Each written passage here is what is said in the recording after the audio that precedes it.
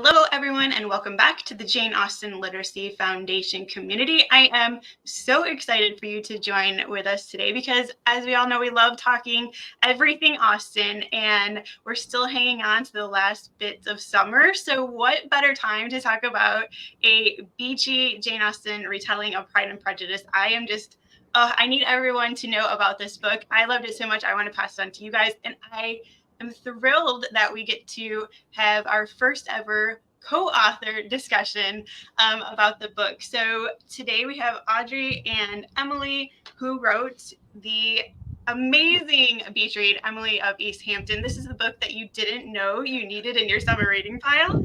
If you haven't seen it yet, I know it's been out there a lot. So I thought we could have a little fun and let you both introduce yourselves, tell us what you want us to know, maybe any secrets that we're not going to find in your author bio, and help us get to know you a little bit better. So I will let you fight it out who would like to discuss first and share with us a bit about yourself. Audrey, was that your No, that was you go first. I was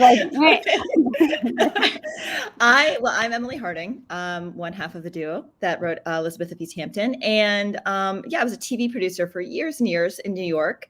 It's actually where Audrey and I met. We were working together at a TV production company, developing shows. And then the pandemic happened, and me and my family transferred down to Texas, and Audrey was in New Jersey, and TV went away. We had no jobs. We had nothing to do. So Audrey and I were just swapping stories and writing and drinking. And so after a few glasses of wine and some text messages, we decided to write something together. And that's where this whole idea of Jane Austen retelling started.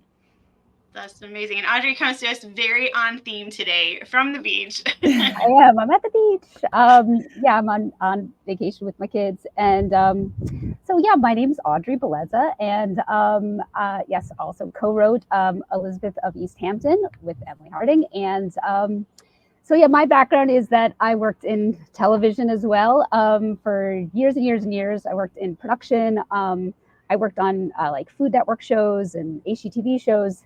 Emily's History Channel, MTV. So we have this kind of interesting background where we had to develop shows and do production and do a lot of writing on these shows. And then once the pandemic hit, we kind of just started exchanging stories and kind of came to this together. We were able to pivot from our TV world to this writing world, and it has been a dream. So. I love it. So obviously with these late night wine texting going on, there was already a love of Jane Austen, I'm assuming, between the two of you. So could you tell us how you were first introduced maybe to Jane Austen? Was it through TV? Was it through the books? And how did your love for her stories kind of come to be? I don't know. Well, what's funny, as I was thinking about this, especially this time with Pride and Prejudice, because I think even though our first book, we have a series now called For the Love of Austen, which these are modern retellings of Austen in New York City area. If the first one was in the city, this one's now in East Hampton. And so thinking is when was my first introduction? And I think even though our first book was Emma, the first book I read was Pride and Prejudice, and that was always for everyone. And I think it was because I spent a lot of time as a high school kid in the library, my local library, and they had a whole table. In the 90s, it was the BBC Pride and Prejudice. There was the Gwyneth Paltrow Emma. It was a big Jane Austen boom, and they had a whole table in the front of this library. And I was middle school, high school, and I think I got Pride and Prejudice there. I picked it up and read it, and there then you watched the BBC miniseries, and it was done. It was over. It was like, well, I guess I'm just now fully invested, and I think we go back to, my husband's British, we go to the UK, and I think I've made an excuse to bring my family to Bath, we went to the house in Hertfordshire they filmed it at. I've been everywhere, but I think that was the birth of it, was just reading it, watching the adaptations, and falling in love. Love it.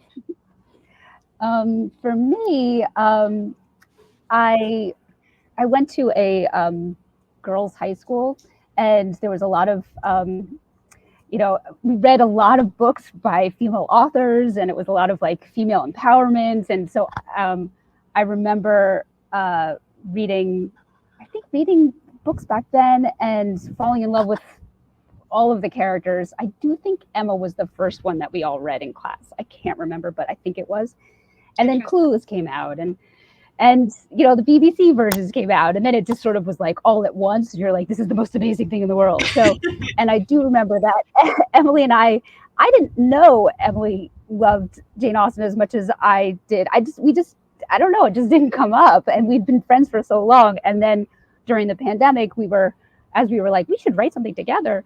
And then we were like, I was like, oh, we started talking about the 2020 Anya Taylor-Joy that we had both just watched it. Watched it the night before we talked. Yes. And we were like, we should do an Emma thing. So that's how it kind of, and they were like, oh yeah, I love Emma. Oh, I love Emma too. You know, and it sort of was like, how did we not discuss this before? You know, so I feel like that's how kind of it all started.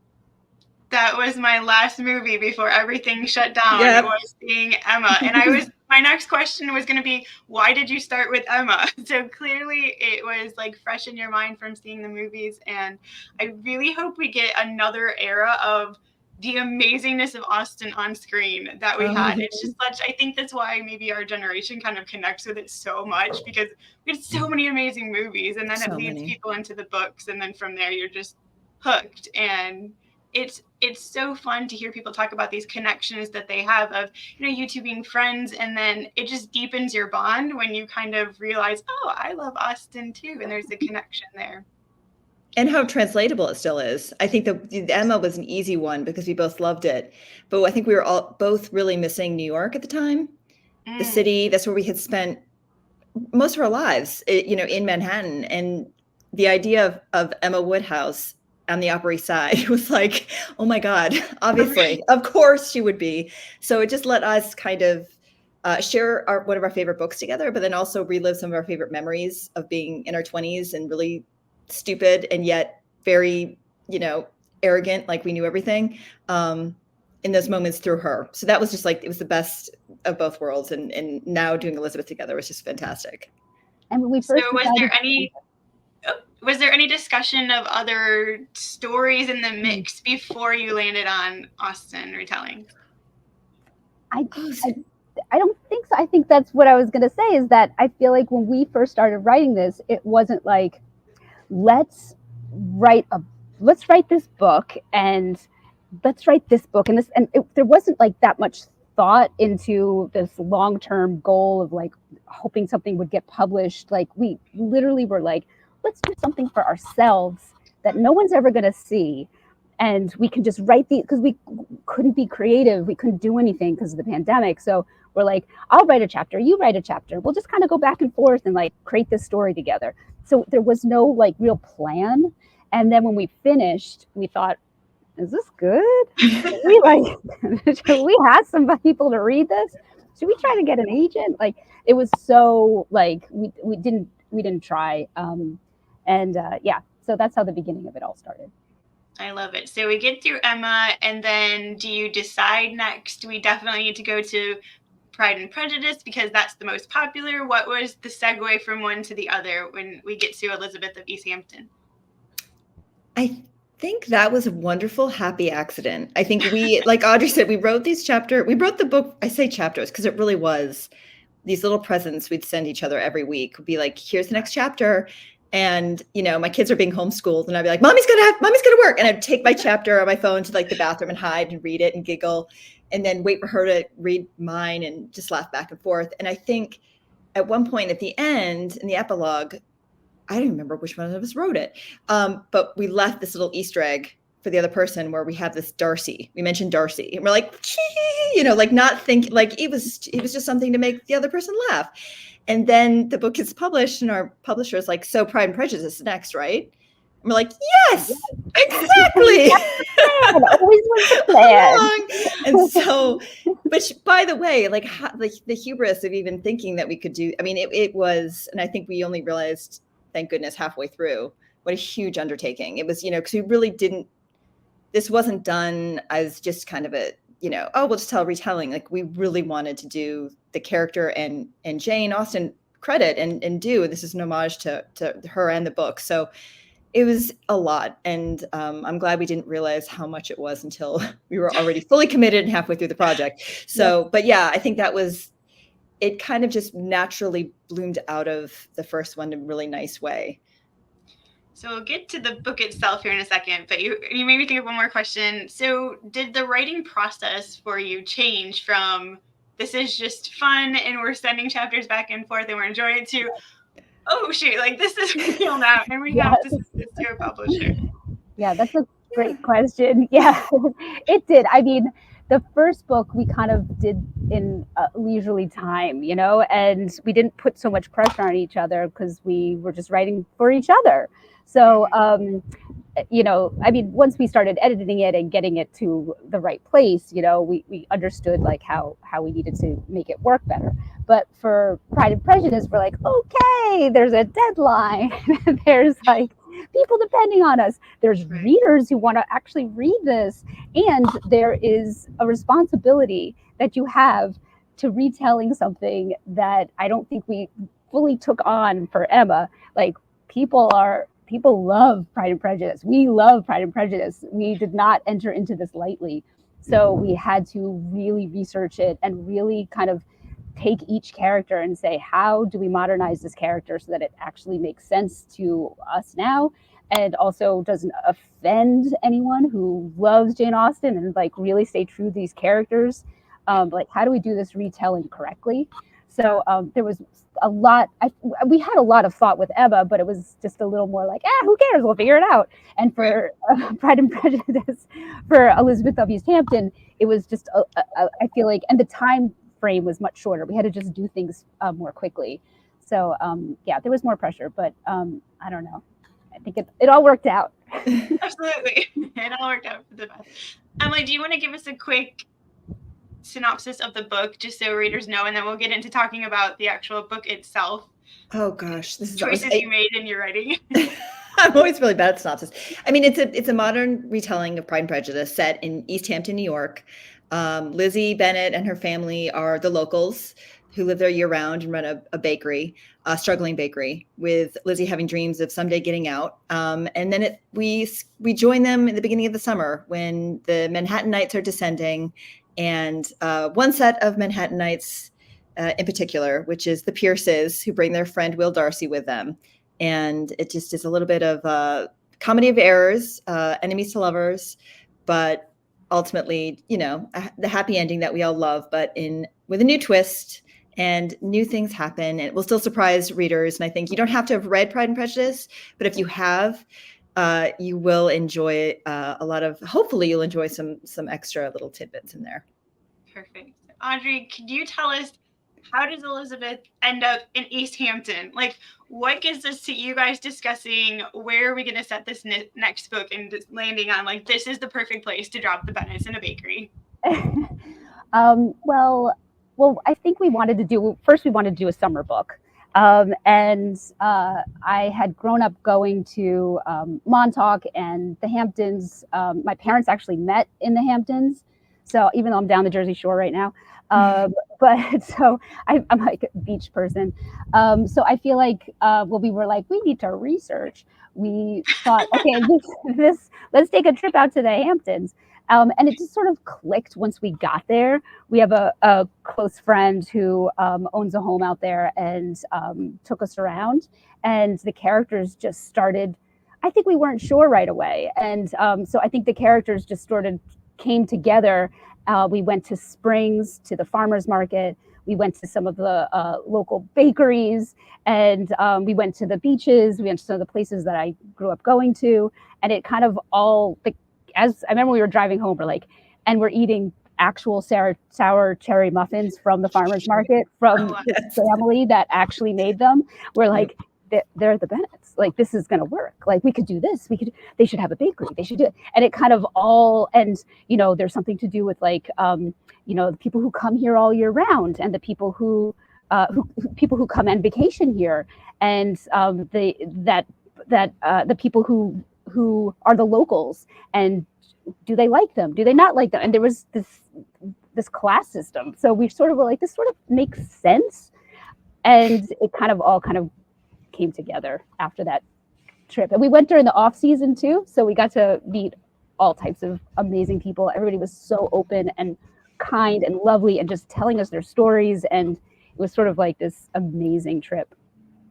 You just made me love the book that much more, because I think that's one of the things that we talk about so often in the Austen community is how Jane Austen, we still love her because everybody knows a Mr. Collins, everybody knows a Wickham, everybody wants to fall for a Darcy, and the characters are just, we see these people in our lives and that we can still connect with them. So hearing that you didn't force the characters into like, this is what we want to write them to be, you just kind of naturally wandered around and let it happen of, oh, I can totally picture these people being, you know, the Bennett family running a bakery, and that you were eating the muffins, and such an immersive experience with you taking real life and then just kind of connecting it with the characters that Austen already wrote. It's really fun to hear your author perspective in doing that. It was also really funny. Just a couple of weeks ago, we went up to the East Hampton's Authors Night. The East Hampton Library has it every year, and we were invited this year, which is really lovely. But we went back to see some of the people who had shown us around, and they were so excited. They're like, it's the book. And they were more excited about it than we were. We're like, oh my God. And they were flipping through, like, the muffins are here. And it was, you know, and even the people who are from East Hampton have read it. It's lovely, because I think for us writing about New York and Emma that was our home, and we wanted to do it justice. And so we took on someone else's home in East Hampton and wanted to do it justice, and really wanted to. So to be able to go back and have them so excited and so thrilled with what we had done really meant so much. Because I think with Austen, she was really she didn't just write love stories. She created these communities that we feel like, you're right, we know Mr. Collins, you know, we know and Mrs. Cole, like we know all these characters in our lives, even tangentially. So like to have them exist in the modern world in very natural ways was easy once we found the right place. So that was good.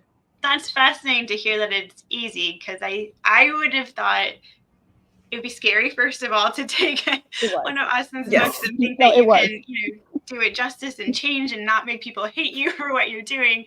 But then for it to come easy is just, it just shows how amazing her works were in the first place. The drive out to the East Hampton was scary. The drive back in was so much fun, because we got, this is it. It all fell into place, but it was daunting on the way out for that research trip. That was intimidating for all those reasons. Yep. Yes. One of my favorite things in the book that right away grabbed my attention is how often you tell us the songs that are playing, and it's not just, oh, there's music overhead. And I immediately was like, why did they say that? And then I'm like highlighting every time you mention a song. So I'm curious as to why you wanted to call out specific songs throughout the book and not just give us a generic music playing in the background. Was there meaning behind them? Yes. Thank you for noticing that. Yes. And liking that. That was a choice. So, well, one of the things that Emily and I do as TV producers and as co-writers, we're very visual, and our books are visual. So we create these kind of casting documents and character sheets. So we'll, you know, create like, this person does this, this person does this. So when we did Elizabeth's character sheet, you know, we had all these things that she loves. Like she loves to surf. Some of the things don't even get in there. Like she wears, well, that the leather jacket did get in, but there's some things like she likes astrology. Yeah. I don't even remember what we had. We had a million things that we know to like create this character, and then we might pull from it, or we might not. But one of the things was that, and this we knew was going to be in the book, was that she was really into music and just sort of like this that girl you want to be best friends with. It's just so cool. So that was a choice to you know, reference all these bands and music, and each choice that we have there is deliberate. Yeah. I have to say, visually, you do such an amazing job, and now it makes sense with your background and how that plays into the book and translating it. The scene, I don't want to give too much away for people that haven't read it yet, but the scene where she doesn't get in the car and she walks back home, it played like you're watching, you know, the end of an episode, and it's going to leave you on a cliffhanger for the season. It just was so brilliant the way that you did that. It was such an Elizabeth moment. And it was really easy as a reader to see that playing out in the story. So bravo to you both. Thank you. Thank you. So was there a character that was the most difficult character for you to write, and also easiest character for you guys to write? Oh, I think there was a couple that were very difficult and actually we didn't really nail their voice until later. I think one of the main ones is Mary. I think we started, before we started the project, we had such like, this is, every sister is going to have a distinct voice. She's going to have autonomy. She's going to be, you know, and then you realize, oh my God, there's a lot of sisters. And so we were like, okay, how do we do this? And you understand why, you know, in some modern adaptations, they leave sisters out, or, you know, because it's just a lot. So I think Mary was one of those ones where we're like, what would she be now? Who would she be? How would she speak? And so we were really trying to figure it out. And then once we honed in on who she is, it was another instance of like, oh, so many other pieces fell into place at the same time. We're like, oh, that's exactly what we need to do. So that was, once it worked, it was great, but that was a hard one to nail down. Easiest. I actually have on my notes, I loved Mary, underlined. She ended up being one of my favorite characters. And I can see how difficult she would have been to write, though. Justice for Mary. I always felt like, especially her and Kitty in the first, you know, in the original, by virtue of just, you know, how Jane wrote it, they weren't side characters, and Mrs. Bennet didn't really give them much attention, so you don't get them. But we had the word counts. So we thought, why not? We need to give those girls some voice. So yeah, I love it. Who's the easiest, Audrey? I know. I was just thinking, who was the easiest? Well, I think because we. Oh, what? I was gonna. I don't. You go ahead. You tell me yours. I don't know. I feel like because I feel like maybe Elizabeth was, because we kind of knew who she was, and we really kind of figured out, this is this character. She's strong and she's cool, and I think we had like visually who she would be. So maybe, I mean, even at the end though, I think we always kind of knew what her voice was. Yeah, that's true. But I think at the end, and this happens with almost all of the characters, you kind of finish the first draft. There's like 20,000 drafts, but you finish that first draft, and then you go back and you're like, oh, what is this first couple of chapters? It's not their voice at all. So, but I feel like Lizzie, at least we had her voice down. So maybe she was the easiest. I don't know.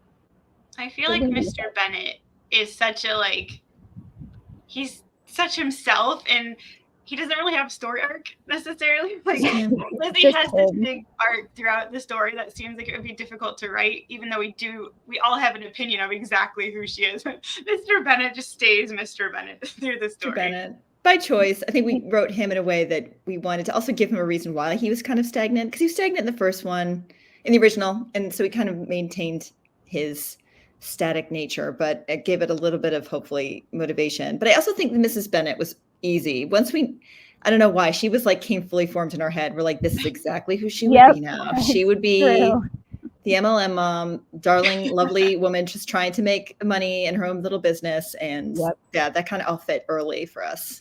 She had me laughing out loud, definitely, through the book. She was great. So the scene that we have with the message being left, the voicemail, if you will, and I don't want to give that away either, but was there anything inspired by real life that came to be, or you just thought it was an easy modern way to translate? Haven't we all done that? I mean, haven't we all been there? All either been on the receiving end, or left a horrible message, or sent a really stupid email, and you're like, what? Yes, I feel like we've all, it was inspired by a lot of bad situations. So many. I think that was, and that's it. Honestly, I think when you look at Jane Austen, the one thing that is difficult is the letters. There's a lot of letters written, right? There's the, and so we were like, no one really writes letters. There's text now, but we're also like, is Darcy a text person? Like, would he text any of this? Obviously not. But he would absolutely send kind of I am going to lay down the law in a voicemail, and it's like, you know, it just, and being thwarted, and it just felt like it worked really well. And again, like Audrey said, I think we could all relate to being on both ends of those messages. So it gave it that little touch of almost like him being a traditionalist, or like, I have to have this conversation out loud rather than just send it over text. Like, it was a very Darcy thing for him to do. Thank you. Did you guys create, so in the back of the book, it has this wonderful little section here of enhance your book club and suggestions of what you can do. And one of the suggestions is to create a signature cocktail or mocktail. Did you guys have a favorite drink of choice as you were writing? Did the sour cherries make it into any cocktails for That's you? a good idea. We should. I think by the end it was just like straight shots of vodka. We were just trying to get it done. Yes. But no, we did actually. We had signature drinks for Emma that were so much fun. We should do them for this one, actually. I know. Ideas welcomed. Yes. If anyone has any ideas, give we're us some happy. ideas. I'll happily try them out. Each like and every one. Yes. Leave comments if you're a mixologist, and it might make it into the book.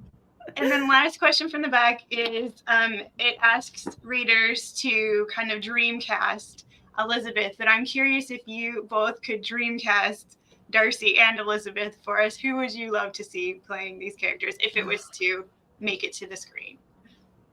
Oh gosh, it's so hard. I think one thing that's always very funny, we had it with Emma and we had it with this as well, is that because like Audrey said, we make these casting sheets and we kind of, each character, we might have like 2 or 3 actors in mind in our head, or we put them in there because like this would be that mannerism or this person's mannerism would be for this moment. And so they, at the beginning, there's somewhat of an amalgamation, but then by the end, I think after you've gone through all the revisions and done it, even recently, I think we went back into the sheets. We're like, that's not Darcy. Like he's now is his own person in our head. So I don't know if any particular actor fits it, but I'm always intrigued. Again, more any messages. I was going to say, if anybody, I love hearing. Yes, ideas. I love hearing other people's casting because I always find it fascinating what other people think, especially because Darcy's blonde, and this has been very diverse. People are all over this for us, and I think I kind of love it. So I think that anybody's ideas, I'd love to hear them.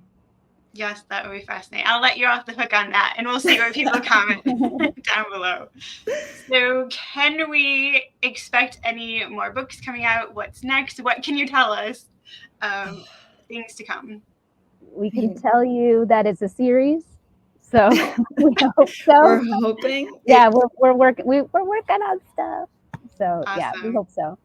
I really hope Northanger Abbey makes it in because that is one of my absolute favorites, and there's so few adaptations of it out there, and I'd really love to see what you guys do with Northanger Abbey. Oh gosh, that's fun. It is. It's really also her books. I think in general, I think Pride and Prejudice and Emma get the most play, but they're also translatable to modern day. That's the one thing we've realized, that all her stories. Lady Susan is so perfect for the 21st century. That woman is made. She could have ruled the world if she were born in this century. Like amazing. So I think so it's rife to modernize. So we're looking forward to it. Well, please keep going. We are super excited. And then last thing that I wanted to end on is, do you have any message for readers? What would you like them to get out of their reading experience of Elizabeth of East Hampton? And it doesn't have to be super deep. If it is, feel free. But what would you like them to get out of the experience? I think we just want them to have a fun escape. And if you've read Pride and Prejudice, it's really entertaining to be able to find all the Easter eggs. But even if you haven't, it's just a great beach read. You'll read it quickly. It's enemies to lovers. And I think we just want people to have a good time and escape like we did. Yeah. And I think also just thank you to the fans. I think their number one fear and goal was our fellow Austenites and making sure that they felt that she was respected and that the work was respected. And I think that we've just gotten such lovely feedback and such support from the community. So thank you for reading, and whether you like it or not, I think the idea that we're still discussing her 200 years later is amazing. And I think we should just keep doing it and discussing and retelling and picking apart and arguing, because it's lovely. She's amazing. Her books are amazing. So thank the community. It's great. It is fun to argue over characters that we feel like are so real. I love it. These people live in my everyday life, and I will argue about them to the death.